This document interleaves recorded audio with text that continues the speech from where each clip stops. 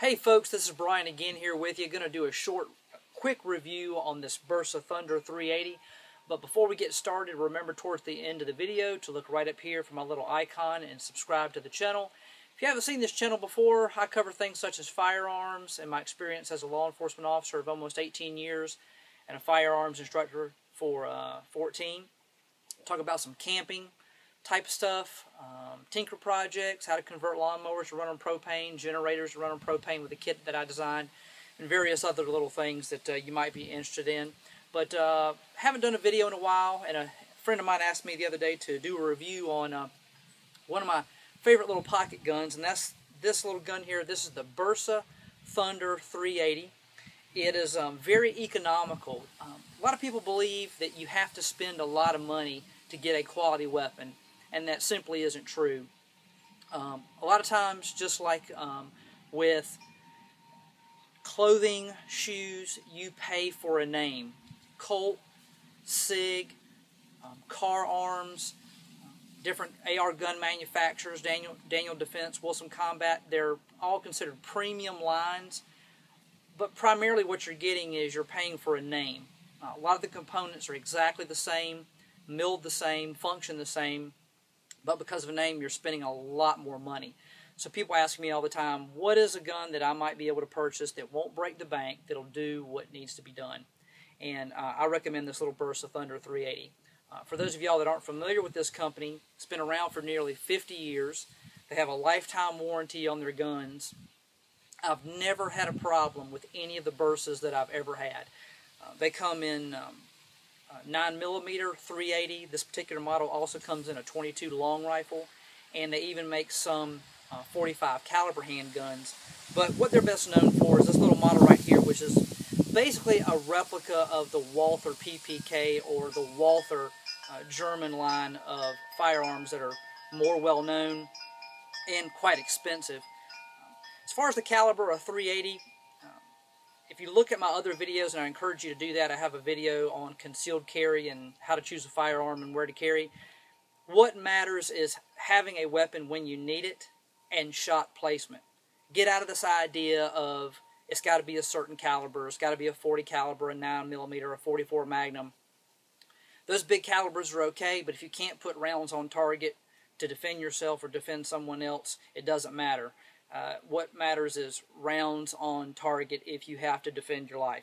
So this gun right here, when I bought it about 5 or 6 years ago, was $180. Right now, this two-tone is about somewhere around $230, $240, so they've started to go up a little bit, but if you are looking around, they're still relatively economical compared to a lot of other guns. A few things that I like about it is, again, the size. It's very, very comfortable in the hand, and this gun is empty, magazine's empty, and the chamber is empty. A few things I like about it is size. It is extremely comfortable in the hand.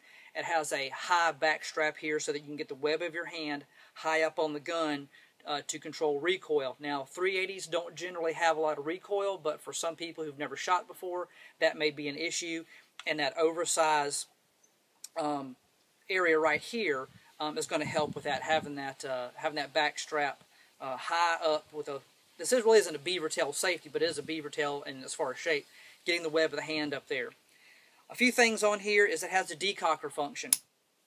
This is a double action, single action only.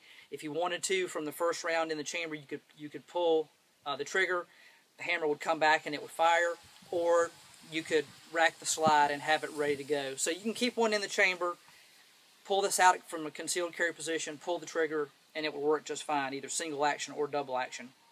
But let's say, for example, the hammer was back and you wanted to drop it safely. Now, for guns that didn't have this before, you would pull the trigger, hold on to the hammer, and slowly let the hammer down. This one has a decocker. When you turn the decocker down, which is also the safety, it throws a little safety bar in the way and lets the hammer fall on the safety bar, not the firing pin. As far as functions on this gun, you've got your magazine release right here. This does not have a European style mag release where you have to flip the little lever at the bottom. This has what I call an American style, which is just dropping this right here, comes right out. This happens to be a single stack 380, but they do make double stack 380, large capacity. They even make extended magazines for this. But there's your magazine release, and this is your slide release. Some guns like the Glock have what they call a slide stop lever, and that's simply to lock the slide to the rear for you to insert a new magazine. But a lot of people with the Glocks drop the slide stop using it as a slide release. It's not made for that. However, this gun, this stop right here is a slide release. So as a slide would be locked to the rear, you'd insert a magazine and you would drop your slide to chamber that round into the chamber there, ready to go and ready to fire again. An interesting thing about this is it has a trigger disconnect. So if you were to drop the magazine, let's say for example you're in a defensive situation where you had to pull out your weapon, you were prepared to use it, but an offender were to grab your weapon, and you did not want the weapon to be used against you, or you did not want the weapon to be operable to be able to fire. If you can get your hand up here and drop the magazine, it creates a trigger disconnect. It does not allow that trigger to manipulate the firing mechanism, the hammer to impact the firing pin. And so that, in some sense, is a safety issue for you if the weapon is turned against you, which hopefully it wouldn't be. It has a 3-dot sight, has a good front and rear sight. You can get night sight to put on these. I really don't need it.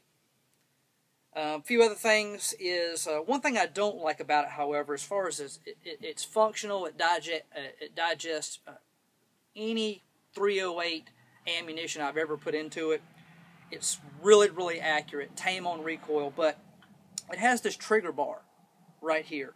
And the trigger bar is external on the gun. I would prefer a gun that has a trigger bar internally, so as dirt and debris don't get hung up in there, or other things don't get hung up in there. But this is a proven design. Again, they've been around for ages and ages and ages, and they're really reliable. I just would prefer to have that inside, like most modern semi-autos do.